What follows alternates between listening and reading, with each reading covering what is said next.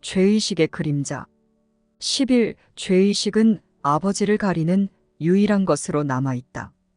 죄의식은 곧 아들에 대한 공격이기 때문이다. 죄의식을 느끼는 자들은 항상 정죄하며 그동안 그래왔기에 앞으로도 정죄할 것이다. 그럼으로써 그들은 에고의 법칙이 그러하듯 미래를 과거에 연결한다. 이런 법칙에 충성하는 자들은 그 어떤 빛도 들어오도록 허용하지 않는다. 그것은 어둠에 충성할 것을 요구하며 깨어남을 금지하기 때문이다. 에고의 법칙은 엄격하고 위법 행위는 가혹하게 처벌받는다. 그러니 에고의 법칙에 복종하지 말라. 그것은 처벌의 법칙이기 때문이다. 그것을 따르는 자들은 자신에게 죄가 있다고 믿으며 따라서 정죄할 수밖에 없다. 너희 자신을 자유롭게 하고자 한다면 미래와 과거 사이에 하느님의 법칙이 들어와야 한다. 속죄는 미래와 과거 사이에서 너무도 밝게 빛나는 등불처럼 서 있기에 너희가 스스로를 묶어둔 어둠의 사슬이 사라질 것이다. 12. 죄의식에서 해방되는 것은 곧 에고를 완전히 무효화하는 것이다. 그 누구도 두려워하게 만들지 말라. 그의 죄의식은 곧 너의 죄의식이며 너는 에고의 가혹한 계명에 복종함으로써 에고의 정죄를 자초하는 것이기 때문이다. 너는 에고가 그 계명에 복종하는 자들에게 내리는 처벌에서 벗어날 수 없을 것이다. 에고는 자신에 대한 충성을 고통으로 보상해 준다. 에고를 믿기로 결정하는 것 자체가 고통이기 때문이다. 믿겠다는 결정은 그런 결정의 대상인 믿음의 측면에서만 보상을 받을 수 있다. 믿겠다는 결정은 믿음의 힘을 만들어낸다. 무엇을 믿겠다고 결정했는지에 따라 그 결정에 대한 보상이 정해진다. 너는 항상 소중히 여기는 것만 믿겠다고 결정하며 바로 그것이 너에게 돌아오기 때문이다. 13. 세상은 내가 세상에게 준 것만을 너에게 줄 수 있다. 세상은 단지 너 자신의 투사물에 불과하기에 내가 그 안에서 찾아내서 믿겠다고 결정한 것들을 제외하고는 아무런 의미도 없기 때문이다. 어둠을 믿겠다고 결정한다면 너는 보지 못하게 될 것이다. 너의 결정은 내가 어둠에게 준 대로 보상받을 것이기 때문이다. 너는 너의 보물을 받아들일 것이며 만약 과거를 믿겠다고 결정한다면 미래는 과거와 같게 될 것이다. 너는 무엇이든 내가 소중히 여기는 것을 내 것이라고 생각한다. 가치를 매기는 너의 힘이 그것을 그렇게 만들 것이다.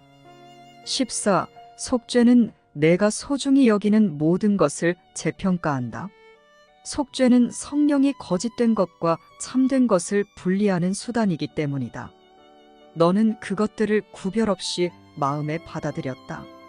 그러므로 너는 둘 중 하나 없이는 다른 하나의 가치를 둘 수 없고 죄를 결백한 만큼이나 참이라고 여긴다.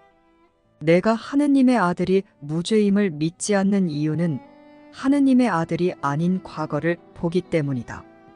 형제를 정죄할 때 너는 죄가 있던 나는 계속 그렇게 남아있기로 선택한다 라고 말하는 것이다. 너는 그의 자유를 부정함으로써 너의 자유에 대한 증인을 부정한 것이다. 너는 마찬가지로 쉽게 그를 과거에서 해방하고 그를 과거에 묶어둔 죄의식의 구름을 그의 마음에서 걷어버릴 수도 있었다. 그리고 그가 자유롭게 풀려남으로써 너 자신도 자유롭게 풀려날 수 있었다. 15. 형제의 죄의식을 그에게 덮어 씌우지 말라. 그는 자신이 너에게 그렇게 했다고 은밀하게 생각하여 죄의식을 느끼고 있기 때문이다. 그런데도 그에게 그의 망상이 옳다고 가르치려는가? 하느님의 죄 없는 아들이 스스로를 공격하여 죄 있게 만들 수 있다는 아이디어는 정신 이상이다. 그 누구든 어떤 형식으로든 그렇게 믿지 말라. 죄와 정죄는 같은 것이며 둘 중 하나를 믿는 것은 다른 하나를 믿겠다는 결정으로서 사랑 대신의 처벌을 요구하기 때문이다. 그 무엇도 정신 이상을 정당화할 수 없다. 그리고 자신에게 처벌을 요구하는 것은 분명 정신 이상이다. 16. 그러니 그 누구도 죄 있다고 보지 말라. 그러면 너는 죄 없음의 진리를 너 스스로 확인하게 된다. 내가 하느님의 아들을 정죄할 때마다 너 자신의 죄에 대해 유죄 판결을 내리는 것이다.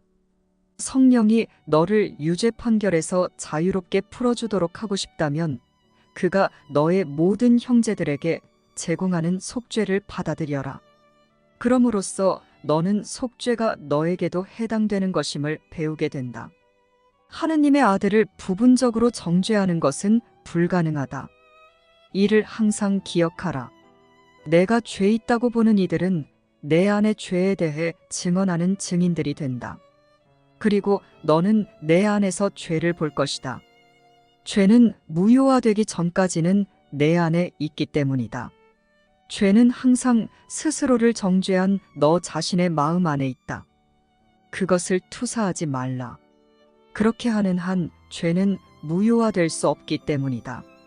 내가 모든 일을 죄에서 해방함에 따라 천국에는 큰 기쁨이 넘쳐나고 너의 부성에 대한 증인들이 크게 기뻐한다. 17. 죄의식은 너를 눈멀게 한다.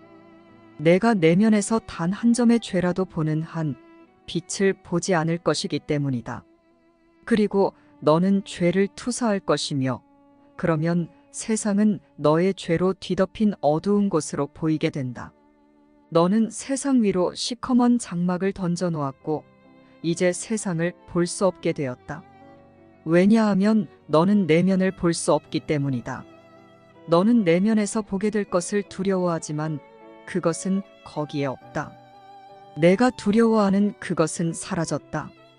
내가 만약 내면으로 눈을 돌린다면 오로지 너의 아버지께 바치는 제단 위에서 조용하고 평화롭게 빛나는 속죄만을 볼 것이다. 18. 내면을 보기를 두려워하지 말라. 에고는 내 안의 모든 것이 죄로 시커멓다고 말하면서 보지 말라고 명한다. 에고는 그 대신에 형제들에게 눈을 돌려 그들 안에서 죄를 보라고 명한다.